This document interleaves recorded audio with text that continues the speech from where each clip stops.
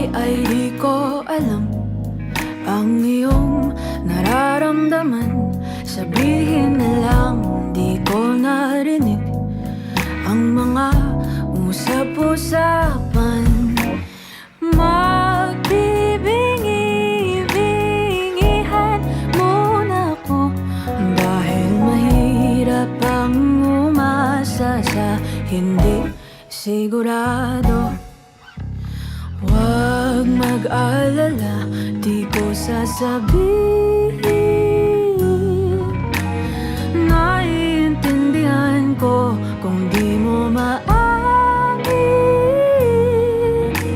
Iwan na lang natin sa tadhana ang ating kapalaran. O di naiinig. Jan! Sugo ba si mong kasing-kasing karon o wala ka gisugo sa mamag papa? Nakaroon orasa, imo nang dawaton kini pinakagwapang babae na mahimo ng pakaslang asawa gikan karon hangtod sa kabuton sa Ginoo sa imo.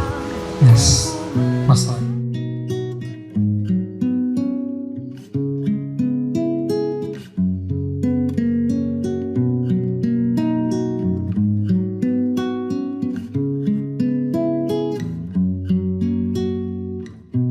Pakinggan mo ang aking awitin na ito. Ito'y tungkol sa pag-ibig. Jonah! Kay balo ba kang ay nakagwapa karong orasa sa bisag kinsang babae diri ikaw ang pinakagwapa. Gisugo ba sa Ginoo sa imo ha? Karon wala ka ba kay balo nga kamong mababae gikan sa mga lalaki? Kami mga lalaki kung among tan-awon, ang among gusok 7 na lang 8. Tungod kang ang isa kagusok na mo ihatag sa babae. Na mahal kita nung lubusan, ikaw lang at wala nang iba pang makakatumpas pa nitong pag-ibig ko sa'yo na totoo o pagsisilbi. Wala ka mo'y utang kabuton sa lalaki, pero kay gihigugma ka man yung lalaki. Sugo ba si mong kasing-kasing na karong orasa?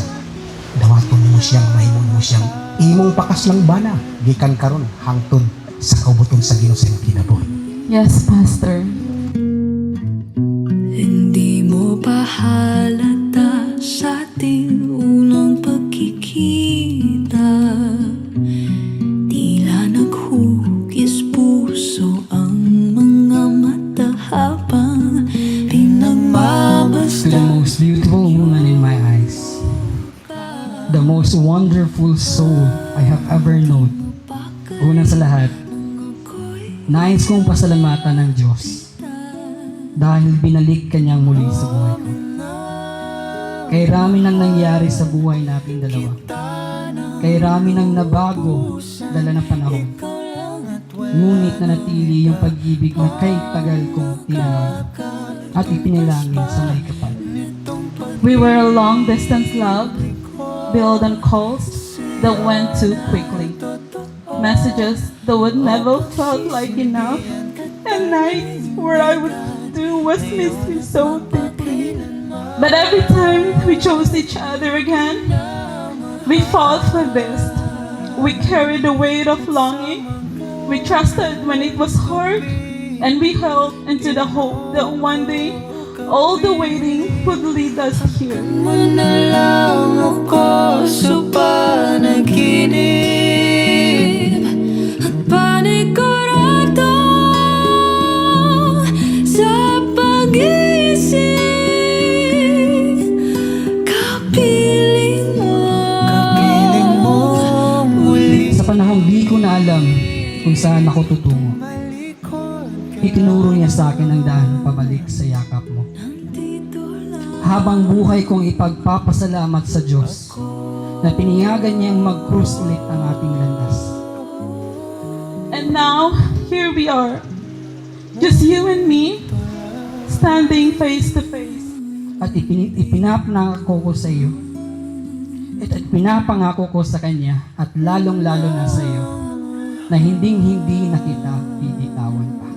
Maraming salamat sa pagmamahal mo, Sa loob ng 17 taon, tanging pag-ibig mo lamang ang naramdaman kong tunay at walang bahid ng kondisyon. Kapag magulo na ang mundo, ikaw ang payapang hinahanap-hanap ko. Today, I vow to never forget the pain it took to get here, because it makes this love sacred.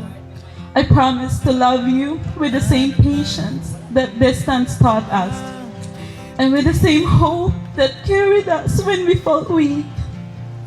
I vow to never take your presence for granted, to hold your hand like I once dreamed of, to treasure every moment we have, to remember that what was impossible is now our forever.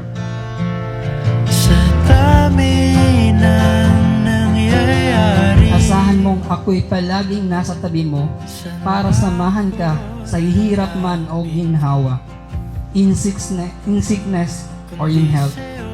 At kahit kamatayan man ay hindi na tayo mapaghihiwalay pa. My wife, asahan mong iibigan kita magpakailan. kapag magulo na ang mundo, ikaw ang payapang hinahanap-hanap ko. As a minister of the gospel under the Christian Missionary Alliance Churches of the Philippines, I pronounce you husband and wife. What therefore God has joined together, let no foot asunder. Kamatayon lang ang nakabulag kahilig. Mr. John, you may now kiss your beautiful wife. Kiss now. Kapag magulo na